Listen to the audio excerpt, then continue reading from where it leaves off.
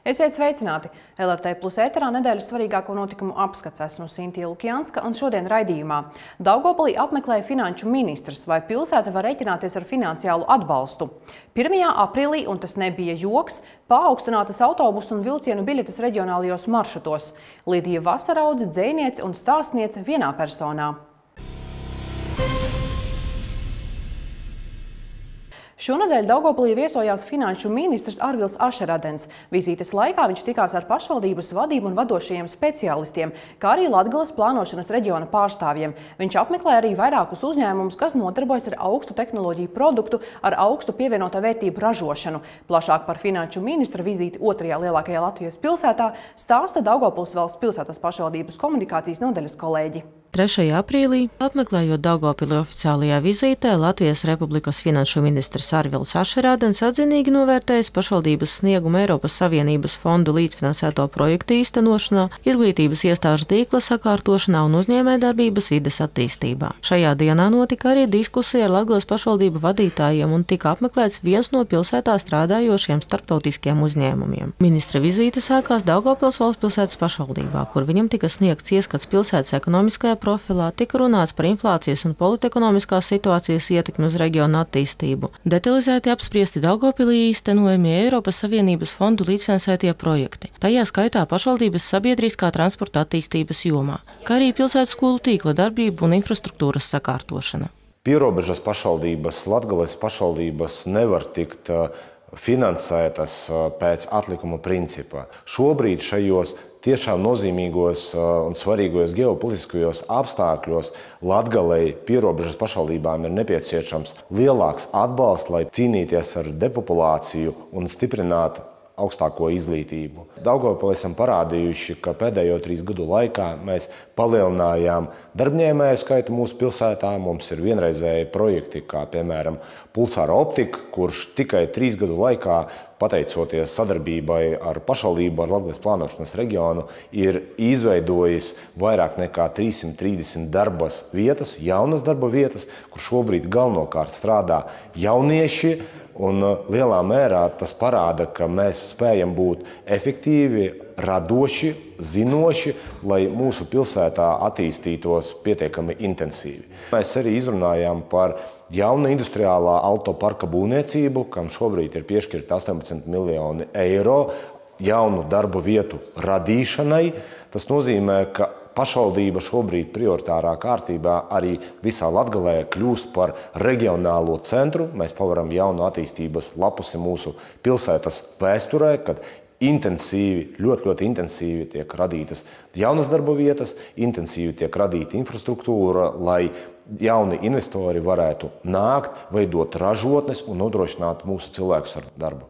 Ministrs atzinīgi novērtēja Daugavpilī paveikto un to, kā pilsētā organizēt darbību dažādās jomās arī valstī kopumā sarežģītās finanšu situācijas apstākļos. Skatoties datus par Daugavpili, patīkami konstatējam, ka darbietu skaits pieaug vidējā darba samaksa, viņi nemaz tā būtiski neatpaliek no pārējās Latvijas, un nāk iekšā uzņēmumi arī. Ja? Un tas, ko mēs redzam, tās ir tādas labas attīstības pazīmes. Un tas, kas mums būtu svarīgi, vienoties saprast, ko, piemēram, darīt ar industriālajām zonām. Tas ir tas modelis, kā tas strādā. Piemēram, Liepāja, 7 industriālās zonas pilnas ar dažādiem uzņēmējiem, investoriem un tā tālāk. Daugavpils ar lēnām iet šo ceļu, pārunājam jauno industriālo parku. Ja tas būtu, un, protams, tas, kas priecē, ir arī pakalpojumu sektors, piemēram, IT vai arī dažādi tas, kas tiek ražots ar diezgan lielu pievienoto vērtību. Tā kā skatīsimies, ko mēs varam darīt, varētu atbalstīt šīs lietas. Otra lieta, protams, ir izglītība. Ja? Izglītība. Mūsdienās pats svarīgākais ir diezgan labi sakārtot skolu tīkls pilsētā, bet ir vajadzīga jauna infrastruktūra. Tas jau ir tāds finanšu ministrijas jautājums, kādā veidā atrast investīcijas, lai skolu infrastruktūru varētu atbalstīt. Tas pie kā mēs pašlaik strādājam ministrijā. Vizīte turpinājās Latgales plānošanas reģionā, kur ar Latgales pašvaldību priekšsēdētājiem apsprieda situāciju pierobežā, finanšu izlīdzināšanas mehānisma pilnveides iespējas, dažādus nodokļu politikas jautājumus, sociālo pabalstu izmaksu kā pašvaldību obligāto funkciju un speciālistu darba samaksas pieaugumu, kā arī citus reģionam aktuālos un sasāpējušos jautājumus. Noslēgumā sekoja starptautiskā uzņēmuma Pulsar Optikas apmeklējums, kur tika runāts par finansiālu atbalstu iespējām strateģisko preču ražotājiem, situāciju starptautiskajā importa tirgū, atbalstu inženieru tehnisko un programmēšanas zinātņu speciālistu sagatavošanai Daugavpilī, kā arī par pilsētas infrastruktūras attīstību speciālistu izmitināšanai. Sižetu sagatavoja Daugavpils valstspilsētas pašvaldības sabiedrisko attiecību nodaļa. Zināms, ka jau dažas dienas braucieni autobusos un vilcienos reģionālajos maršrutos kļuvuši dārgāki. Par jauno biļešu un tarifu sistēmu paziņo Autotransporta direkcija, un šī sistēma stājās spēkā 1. aprīlī. Diemžēl tas nu dien nebija nekāds aprīļa joks. Vairāk par sadārdzinājumu stāsta Vidusdaugavas televīzijas kolēģi. Sabiedriskā transporta padome jau pagājušajā gadā apstiprināja jaunu biļešu un tarifu sistēmu, kas skars visus reģionālo autobusu un vilcienu maršrutus.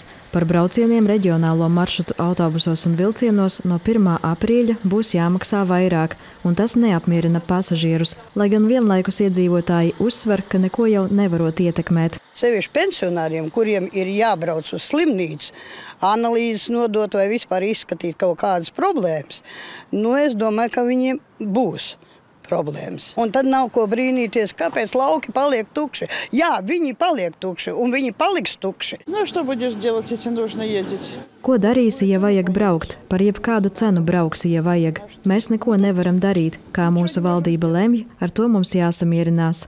Viss paliek dārgāks. Nekas lētāks nav. Jābrauc tāpat, es domāju, neko neietekmēs. Cik bieži jums nākas izmantot autobusus? Nevisai mēnesi reizes 2, 3. Cenas palielinātas, lai mazinātu valsts līdzfinansējumu sabiedriskā transporta pakalpojumu sniedzēju zaudējumu sekšanai, jo pēdējo gadu laikā arī šo nozari ietekmējusi inflācija. Ja līdz 19 gadam par katra pasažieru samaksāto 1 eiro valsts dotē vēl papildus 1 eiro, tad 19. gada resursu sadārdzinājums, algu sadārdzinājums un tā tālāk veicināja inflācijas palielinājumu arī, protams, sabiedriskajā transportā. Un tagad jau jāatzīst, ka par katru pasažieru samaksāto eiro valsts piemaksā jau 2 eiro. Biļešu cenu sadārdzinājums katrā maršrutā būs citādāks, jo jaunā tarifu sistēma nav veidota lineāri. Tur, kur agrāk tarifs bija zemāks, tas tiks paaugstināts vairāk. Bet tur, kur jau agrāk bija lielāks cenas palielinājums, tarifa lēciens nebūs tik liels. Vienlaikus direkcijā tiek uzsvērts, ka jaunā sistēma paredz ieviest principu tas, kurš brauc biežāk, maksā lētāk. No 1. aprīļa jau vilcienos būs, ka mēneša biļete apmaksāsies jau no 21. brauciena. Uz autobusiem tas attieksies šobrīd uz tiem autobusiem reģionāliem, kuriem jau tādas mēneša biļetes ir ieviestas, kur nav ieviestas, tas pakāpenis tiks ieviests un arī būs šis princips darbosies. Biļetes, kuras būs iegādātas līdz 31. martam ieskaitot, būs derīgas līdz attiecīgās biļetes derīguma termiņa beigām. Savukārt no 1. aprīļa visas biļetes tiks pārdotas tikai pēc jaunā tarifa. Precīzu informāciju par jauno cenu konkrētā maršrutā pasažieri varēs iegūt pie konkrētā pasažieru pārvadātāja vai biļešu tirdzniecības vietās, bet Autotransporta direkcijā uzsver, ka ne visi pārvadātāji šo informāciju paspēs publiskot pirms 1. aprīļa. Tātad daudzi pasažieri tikai 1. aprīļa rītā varēs uzzināt jaunās cenas. Lai otrajās lieldienās pieturā nebūtu nepatīkamu pārsteigumu, labāk paņemt līdzi lielāku naudas summu biļetes iegādei. Sandra Pēgiļkalne, Kaspars Daņļevičs, Vidusdaugavas televīzija.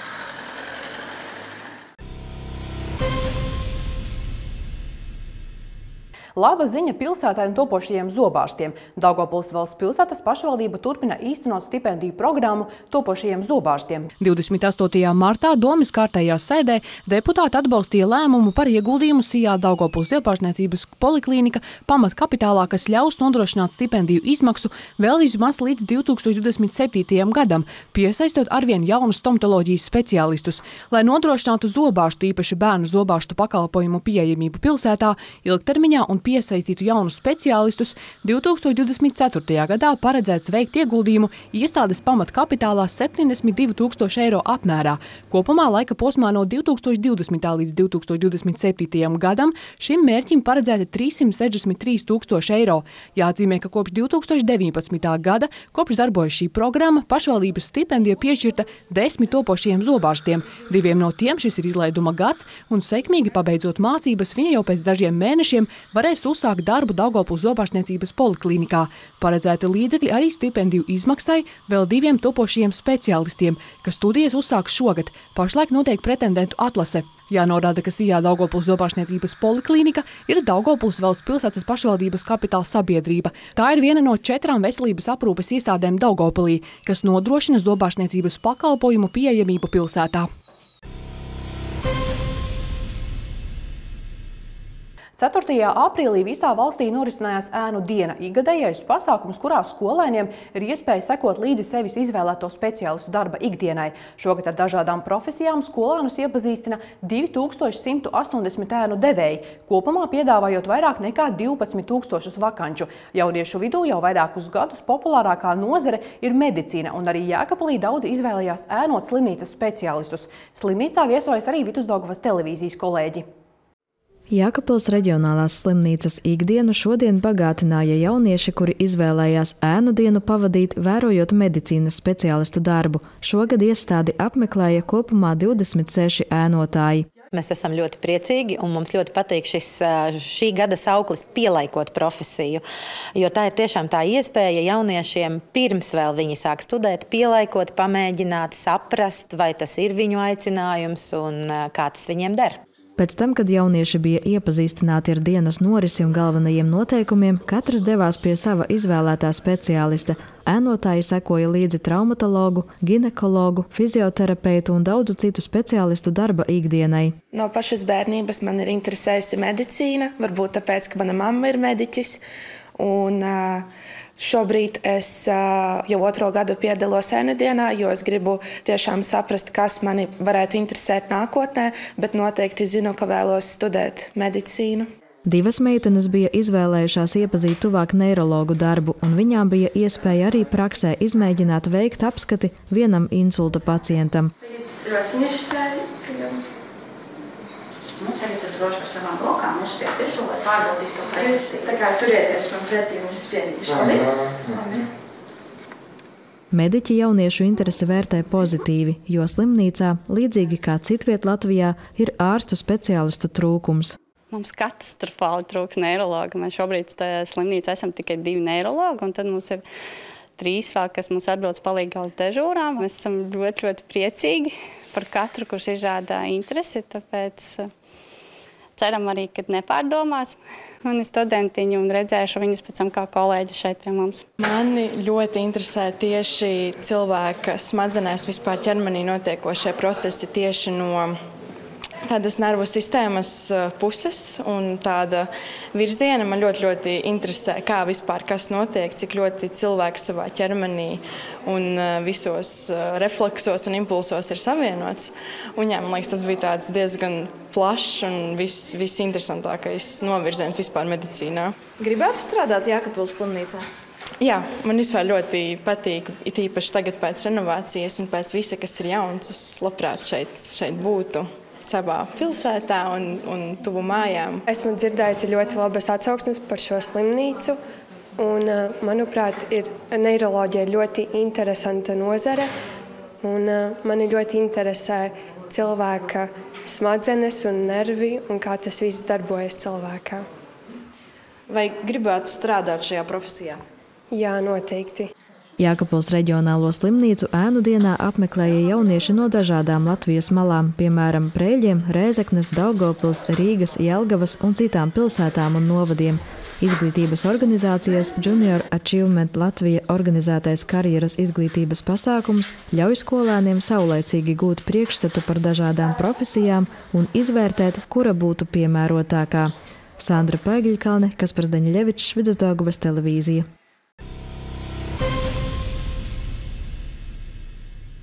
Meklējot jaunas stratēģijas kuņģa vēža mirstības samazināšanai un skaidru vadlīniju izstrādai tā skrīningam, pirms 11 gadiem tika uzsākts startautisks projekts GISTAR. Tā laikā Latvijā izveidota vērienīga bioloģisko un klīnisko paraugu biobanka. Tagad projektā iesaistītie pacienti aicinātu uz profilaktisku vizīti, lai novērtētu veselības stāvokli. Šobrīd pētījuma centrs darbību sācis Rēzeknē, bet secīgi turpinās darbu arī citos Latvijas reģionos. Plašāk stāsta Latgales reģionālās televīzijas kolēģi. Kuņģa vēzis ir 5. izplatītākais un 4. nāvējošākais vēža veids pasaulē. Projekta G-Star gaitā pienācis projekta nākamais etaps, kad uz atkārtotām vizītēm aicināti pacienti riska grupā vecumā no 40 līdz 64 gadiem. Latvijai gadus apmēram sasniedz 500 cilvēku, un pārsvarā šie saslimšanas gadījumi tiek atklāti tādās ļoti novēlotās stadijās, kad jau izārstēšanās ir ļoti problemātiski. Ja? Mums, diemžēl, agrīnās stadijās tiek atrasts ļoti maz šo audzēju. Veicamā asiņu analīzes, noņemšana no vēnes, tas sanāk, ir anketēšana, kur ļoti daudz dažādu jautājumu par dzīvesveidu, par kaitīgiem ieradumiem, par ikdienu, ko cilvēks dara vispār. Un tad mēs veicam testus. Kā viens mums ir ELP tests, kurā mēs, ja pēc nepieciešamības, ja iepriekš tika konstatēta tā pilori baktērija.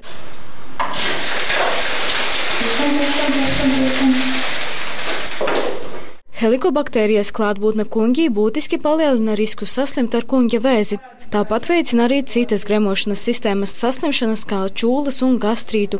Līdz ar to labākais veids, kā samazināt mirstību no kuņģa vēža, ir veikt profilaktiskos pasākumus. Pēc mūsu pētījuma datiem apmēram 50% no Latvijas pieaugušo iedzīvotāju populācijas ir inficēta ar šo helikobaktēriju.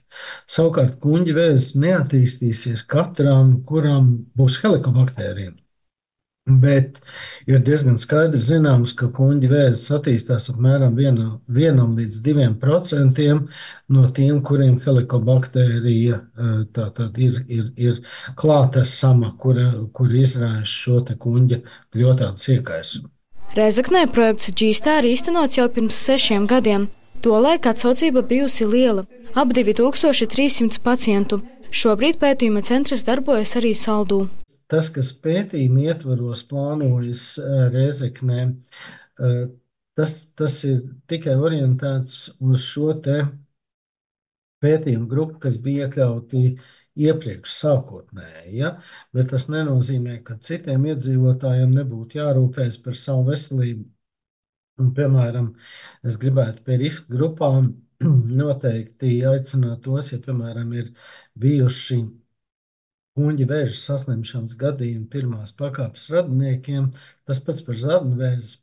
Šeit un Zana no Rēzeknes poliklīnikas. Jūs piedalījāties G-Star projektā pirms 6 gadiem par kuņģa zarnu saslimšanām. Pienācis atkārtots laiks uz vizīti.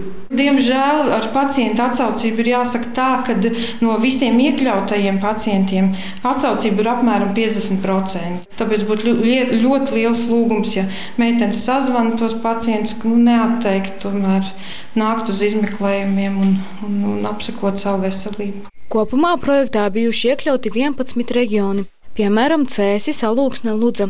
Iesaistot vairāk nekā 11 000 cilvēku, kad Rēzeknē tiks apzināta lielākā daļa projektā iekļauto pacientu, pētījuma centrs uzsāks darbību arī citviet.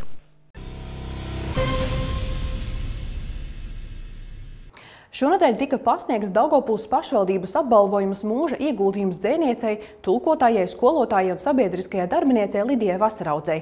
Subināšanas pasākumā ieradās citi aktīvi cilvēki, lai sveiktu un vēlētu labus vārdus Vasaraudzes kundzei, jo tik darbīgi mūžu dzīvot protviet retais. Arī mūsu LRT Plus filmēšanas grupa viesojās šajā pasākumā.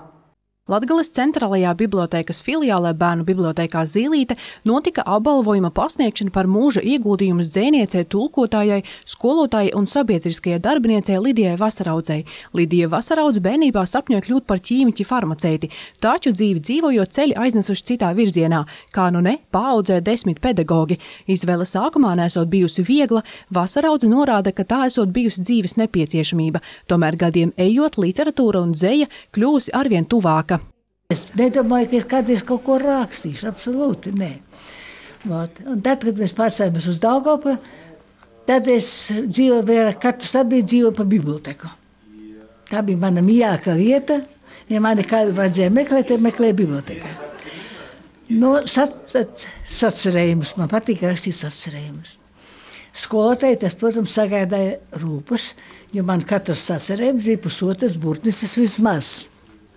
Jā.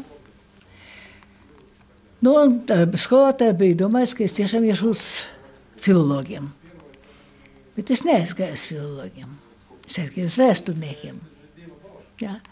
Bet dzīve vienalga sagriezās tā, ka es sāku rakstīt, ka es sāku darboties. Nenoliedzami saņemot apbalvojumu par mūža ieguldījumu, Vasaraudzes kundze jūtās patīkami pārsteigta. Suminēt Lidiju Vasaraudzi bija ieradušies gan kultūras un mūzikas, gan citu bibliotēkas filiāļu vadītāji, jo ik viens vēlējās būt šajā svinīgajā notikumā un pats personīgi pateikt paldies un izteikt laba vēlējumus dzejniecei. Jānorāda, ka Lidija Vasaraudze nudien ir spējusi dzīvi izdzīvot koši un radoši, dodot sabiedrībai nenovērtējumu ieguldījumu. Patīkami tas, ka tu esi kādam bijis derīgs, un tevi novērtēja. Tas ir katram cilvēkam, man liekas, tas ir patīkami. Mani aicināja piedalīties, sabiedrība aicināja piedalīties. Un es gāju. Tagad es mazāk eju, protams, man nav spēka, bet kamēr varējām, mēs abi ar vīru vienmēr bijām aktīvi, viņš arī bija tāds pats, tā kā mums ļoti labi saskanēja tas viss. Tā kaut kā pats par sevi, kā? Ja tevi aicina, kā tu neiesi, ja tu vari? Man tāds dzīvolis ir, dari, ja vari. Dari, ko vari, dari, kā gribi, bet darbojies. Vasaraudzes dzejas krājumā ir vairāk nekā 700 dzejoļu. Savu pirmo dzejoļu krājumu bērniem, tiem, kurus mīlu, dzejniece izdeva 2005. gadā. Vaicāta par to, cik grūti vai viegli sarakstīt dzejoli vai pasaku, dzejniece atsaucas uz Raiņa vārdiem – gribēt ir puse no darīt. Citreiz, pats no sevis, mirkli uzplaiksnījus un rodas dzejolis, ja? Citreiz tu vari staigāt, mocīties. Viena rindiņa ir, vai atkal vienas rindiņas trūkst kaut kur. Ja? Un tu staigā, un kādreiz mēnešiem staigā, nav tās rindiņas un viss. Un pēkšņi uzzied, kā saka. Ja? Tagad tas ir ļoti sarežģīts un tāds dažāda plāna tas process. Kā pastāstīja Vasaraudze, tad lielākie kritiķi dzejniecei ir bērni, kuri ikvienu dzejoli pārlasot iesaka kādus labojumus vai ieteikumus. Iespējams, tuvākajā laikā lasītājus priecēs Lidijas Vasaraudzes jaunākais dzejoļu krājums šoreiz meitenēm, jo savulaik ticis dot solījums mazajām jaunkundzēm.